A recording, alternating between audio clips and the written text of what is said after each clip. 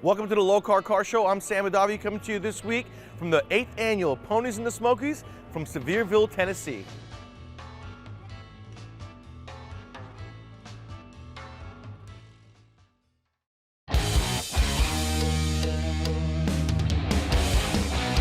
Welcome to the Lokar Car Show.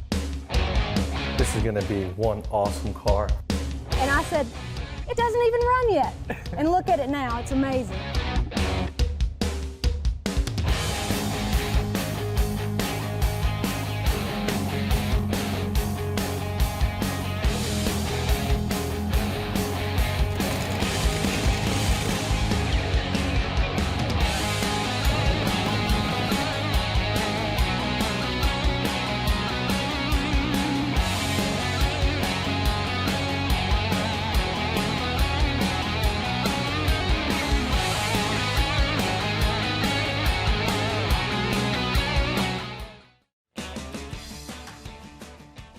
It's time for the biggest band of wild horses, Ponies and the Smokies. And Sevierville, Tennessee is kicking off the car show season right with a celebration of legendary Ford Mustangs. Ponies and the Smokies is a week-long celebration of the iconic Ford Mustang. See over 1,000 Mustangs from the very first 1964 models to current muscle, all wrangled up together under one roof. Ponies and the Smokies isn't just about the cars, it's about the community. Mingle with fellow Mustang fanatics, share stories, and celebrate the legend of the Mustang.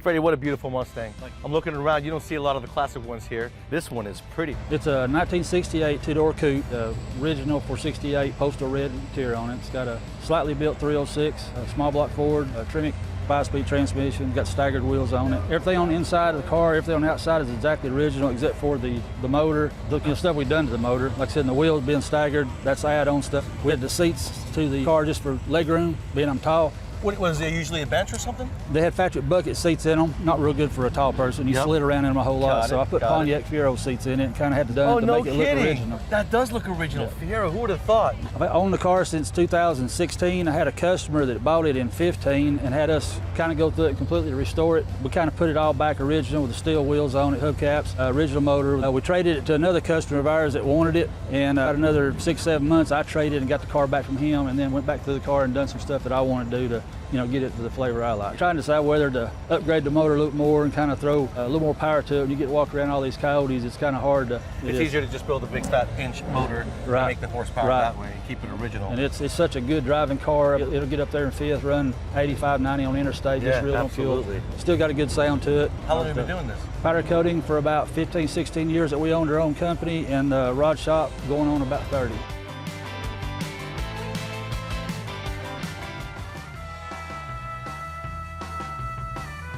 Talk about original. You'd think this is a Mercury Capri, but it's not. It's a Fox body that Rob made his own. It's an 81 Mustang, two-door S coupe, pulled from the junkyard, been sitting since 91. Added the Capri fenders, Capri quarters, throw some exhaust on it, got one fun hot rod. He not only did that, as you can see, he's taking care of every inch of this car. There's accents everywhere. A little bit of Rob's flair across the entire car. I kind of just want to give it a little bit of flair, a little bit of taste, something that I've always wanted to do. So I just kind of let my mind and imagination run wild. And then under the hood, you did an awesome 03 Cobra swap that is done to the nines. To me, it's one of Ford's best engines, best ones they've ever done, to be honest with you. Reliable. Reliable, makes good horsepower. So I always wanted a Fox with that engine in it. I mean, that's basically where the Coyote came from, was that with variable valve timing. You're exactly right. You've gone to shows and there'll be some imports coming in, and you got a little bit of inspiration from them as well. I do. I wanted to take something that would pull from all walks of life in the car community, and I wanted some of the import people to appreciate some American muscle, and at the same time let some people see a Mustang with some import inspiration on it. The mutual respect amongst us gearheads is very important. This is just a single stage. Now I have another car, it's an 87 model. Her nickname is Sandy, and she is originally Sand Beige, and she's one of 47. Back in 1987, probably what many people wanted. Was that just 1 year? 1 year. Wow. Yeah.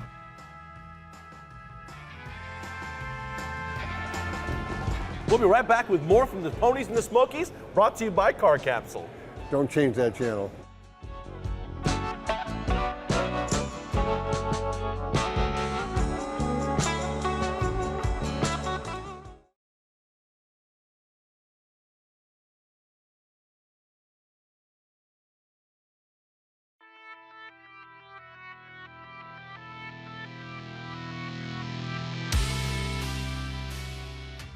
Let's talk about dipsticks today. We start with a factory dipstick, get our measurements down to the full line, get all the measurements as far as the mounting location as well. We've got black, we've got bright. We also have them in locking and non-locking dipsticks. Stainless braid, Teflon lined inside, so it slides in and out really smooth.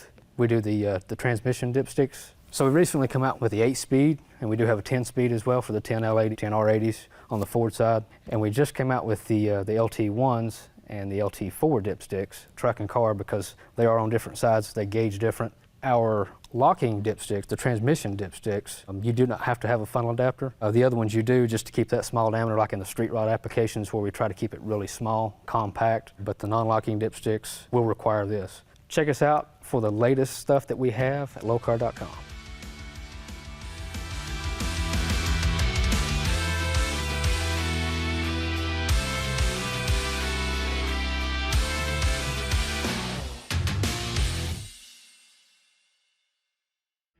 This has to be the sickest car here. 2000 Cobra R, still in its dealership wrapping, 0 miles on it.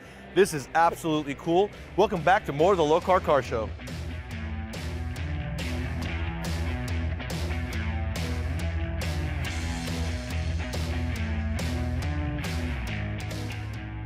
You know, Brad, walking this parking lot, you see hundreds of Mustangs, and I see yours, and there isn't another one because of how rare this one is, right? This was the top of the Fox bodies. This is the one that ended the era and made all of us back in the day want this car so bad. I've owned it about 4 years. It needed some work when I got it, so I've been bringing it back to original. Are you going to do any performance modifications on it? Probably not. Yeah, this is the one that's worth the most. With those wheels, with this color, and it's so clean. Do you have any plans for this in the future, or are you just going to keep it like this and show it to everybody?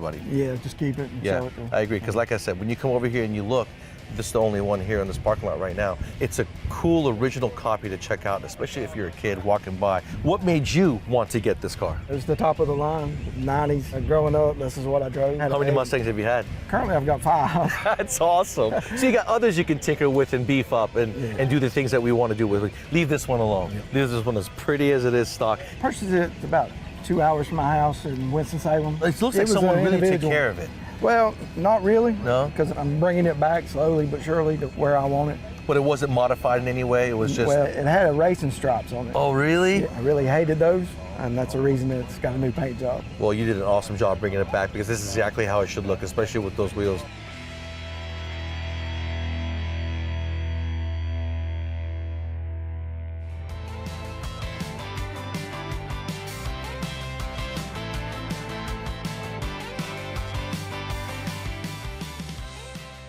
I'm here with Scott with an absolutely beautiful Ford Lightning behind me. Now, the Ford Lightning was the reason that the Chevy and the Dodges even got into the game. In the 80s, they had the square body Ford Lightning, then they slapped the supercharger on this generation. 2000 Ford Lightning, got a very nice paint job. Wasn't in very good shape when we first got it. Just done a lot of work and a lot of TLC. It was my father's truck. Yeah. He passed away 5 years ago. We haven't driven it. This is first time out. So he's seen the truck finished then? Oh, yes. He did this? Yes, Got he it, finished the truck. I noticed that there was a trailer hitch on this. Do they all come with trailer hitches? I wouldn't think so, Yeah. but this truck came out of Florida.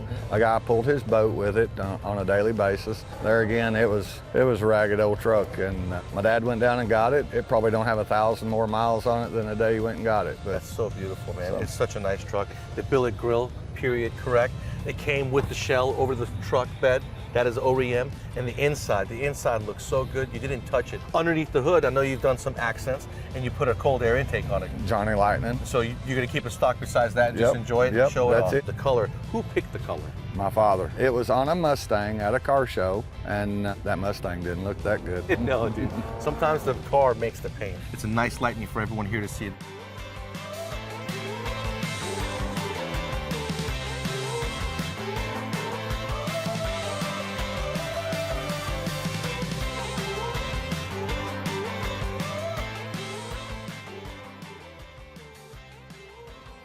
We'll be right back with more of the Lokar Car Show, brought to you by Car Capsule. This thing is beautiful.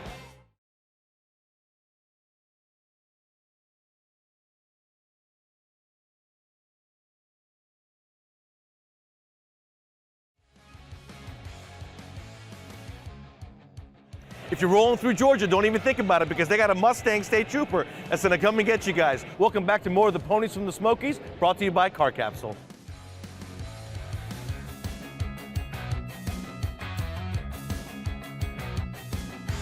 You all know Phil Pataki from Car Capsule. We're in a little bit different environment this time. We got no Chevys, we got no Ep5. We're surrounded by Mustangs in this case. And what do we got this time? Well, this time we brought our new paint station. So we debuted this at SEMA. You know, for years people always asked us about them, so we finally came out with it. And it's a winner. We've been doing very well with it, and it solves it for the really like the pro on the go. The guy wants to paint at home, a smaller body shop that needs a paint booth, we can take care of them now. But not only painting, all you guys who do tinting, all you guys who do wraps, you do the clear 3M protective film, all those guys can benefit from this as well. Yeah, and even like final restoration. You know, this is not the full size. This is just a mini model to fit in our booth. But you're doing restoration work or final assembly on a vehicle, and there's sanding, grinding, and all the other stuff going on in the shop. You got a clean place to work to put that car back together. And there's nothing you can do about the dust that's in the body shop. No. It's part of the deal. It's everywhere. There's no escaping it. When you have something like this and you can take it away from that environment, you got yourself a real nice deal. Yeah, this has got a great filter system, and you can blow them out or replace them, and it's simple, and this thing inflates in less than 10 minutes. You're up and ready to go. That is awesome. You got a complete mobile bay for painting and anything that we're doing today, which is all the detailing, the paint correction, the 3M protective film, and wrapping. Dust-free zone.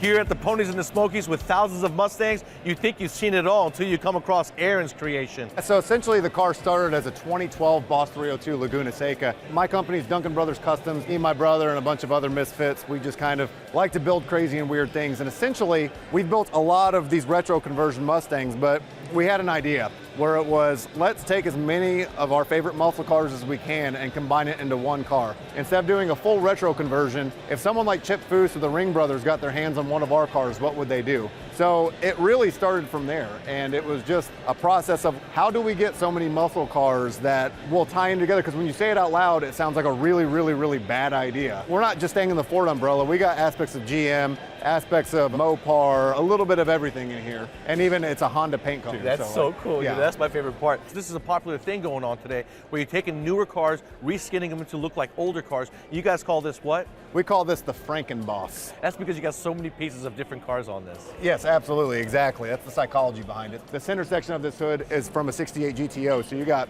GTO, 2012 Mustang, and 69 Mustang all in just the hood. And the quality to go with it.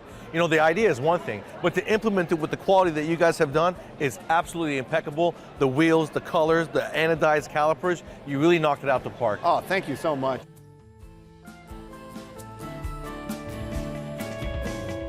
Lewis, he's got a beautiful black Mustang here that is absolutely gorgeous to walk by and notice that I have to talk about it. 2013 Ford Mustang GT, started off life as a base model, and then over the last 9 years I've been working on it, getting it up fast. I've been working with Hypermotive Performance out of North Carolina, so right now it's on air suspension. So full air suspension with BMR rear suspension components, and then it's got a Paxton 2200 supercharger in the front there, making the power, so making about 650 to the wheels. You got the whole package. The interior is taken care of. You got the carbon fiber accents in there and that Absolutely. steering wheel. Yes. You have to have that custom made, right? Yes, so that's actually ours too. So through Hypermotive Performance, it's called the Hyper Wheel, the Hyper Carbon Wheel, part of the first line. So with the smooth leather handles, carbon fiber all the way Very around, nice. with the grabber blue accents. to Nice match German what I had. feel there. Absolutely. You know, you don't see that often in the Mustang. No, it didn't come that way. So it's real So good. you said you supercharged this during COVID. Yes, I did. So right in 2020, right at the start of it all, I called Hypermotive Performance, got myself a Paxton 2200. Good for you. Did it myself, put it in the garage, took 3 days to do it, learned everything I could about this motor, and I That's learned the a way lot. to do it. Absolutely. That way when something goes wrong, you built it, you put it together, most likely you'll be able to go exactly where to find to fix it. Absolutely. Or I'm going to keep turning wrenches until I figure it out. There you right? go. I love the stance. So what kind of suspension's on it? So this is Airlift V2 air suspension all the way around, so full controllability, adjustability all the way around the car at any moment. So speed bumps come around, max it out so I could get over it without scraping the exhaust, scraping the frame, scraping the front end, got to keep it looking good. I love the murdered look. It looks Thank so you. good. This is nice. 2024 Mustang Dark Horse. You're not going to see another one like this in this parking lot. Take a look at the accents. You can totally see why they call it the Dark Horse. We'll be right back with more of the Lokar Car Show brought to you by Car Capsule.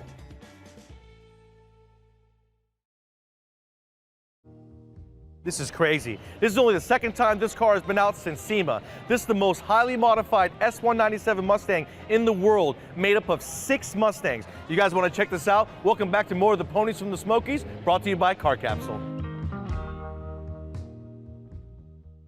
I'm here with Chris, and he's got an awesomely wrapped Mustang. Looks like an old one P1 airplane, right? I wanted to do something for the Air Force because I'm a military family, and honoring the Air Force was something I chose to do. So being my grandfather fought in 3 wars, World War II, Korea, and Vietnam, and my dad was in the Vietnam era as well, I figured why not pick the airplane that my grandfather actually worked on during World War II and the Iwo Jima Japanese conflict. On this side here, this talks about my grandfather. His name's John Reed Lowry. Where he's from, he was a native Tennessean, went into the draft like, everyone had to. My dad also went in with the draft. Yeah. My grandfather passed away 2 years ago, unfortunately, but my dad, he's still alive. Did he get to see the car, Grandpa? Yeah, my grandfather unfortunately never got to see the car. Oh man. And you said Dad unveiled it last year. Yeah, Dad and I both pulled the cover off the car. The numbers on each door, the airplanes have what's called a radio number, and it starts with an N. And I decided to make it more personable because it's a 6-digit number. I used my father and my grandfather's birthday.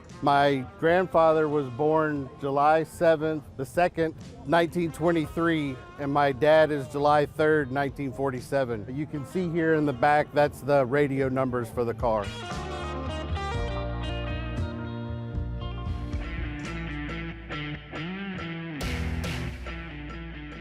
I actually found a beefed up 4-cylinder turbo Mustang amongst all these V8s that makes about the same horsepower, if not more, than those guys. Russ, tell us about your car. 2018 EcoBoost Premium. They got a 2.3 liter 4-cylinder in it. I've done a little bit of work to it. I've got Ford racing cams in it. I've got an NX2 turbo on it. Upgraded intercooler to a racing intercooler. It's air to air. The cool thing about the 4-cylinder, guys, when you're turning 16 years old and you want a Mustang and you may not be able to afford the insurance on a V8, you can get yourself the 4-cylinder turbo, do all the upgrades. If you guys do a little research on the Thunderbird Turbo Coupe from the 80s, that was a 2.3 liter turbocharged engine that made a lot of horsepower and had a lot of craze. Right, and right now I'm putting a little over 400 to the ground. Outside looks just the same. You can make it look just like the V8. You can beat the V8s in a race and you'll save a whole bunch of money. So Russ, is this something that's a weekend car or is it a daily driver? This is a daily driver. Really? Yes, sir. I just turned 96,000 miles on it. So. And this has also been converted to ethanol. I've got the capability of the E85. And then what he does that's very smart that I recommend for all you guys out there who do E85 tunes, he tests his own fuel, because your car will only live and be as fast as the fuel you pump in it. That's right. So it's very important what you do. It's very important that you check your fuel. The kits that you buy, they're inexpensive, but it's cheap insurance.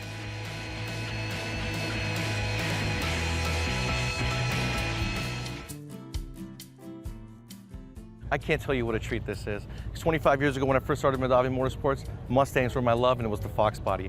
And to come over here and see the builds, period correct, from 25 years ago that made everybody get into the scene of the Mustangs, the drag cars, the blowers, they're here and it just takes me back. People are taking it to other levels every year. Yeah. But some people do keep those very correct modifications, and you hear that H-pipe, you hear those Flowmasters, and it's intoxicating. It's grown from like a 4-day format to a 6-day format. So we start on Monday and we end on Saturday. We're enthusiasts, we love driving our cars. We've done a couple events up in the Tail of the Dragon, through the Smokies, and so we said, how do we incorporate that, that driving aspect into a car show? And so we created these segments, as it were. So what do you call the guy that wins everything? Yeah, so we opened up a King of the Smokies competition where we take 6 of those segments and have them compete with one another. It's based on how is your car drivable? Is it a cruiser? Can it make the shine run? Yeah. How does it do in the autocross? Can it survive Shotgun Alley? Can it lay down in a straight line at the drag strip?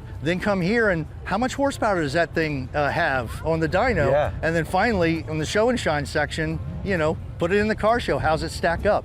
But they're competing amongst each other, and this year, our inaugural year of the King of the Smokies, we had 11 entrants. We've had some social media presence around that, and they've had an absolute blast with it.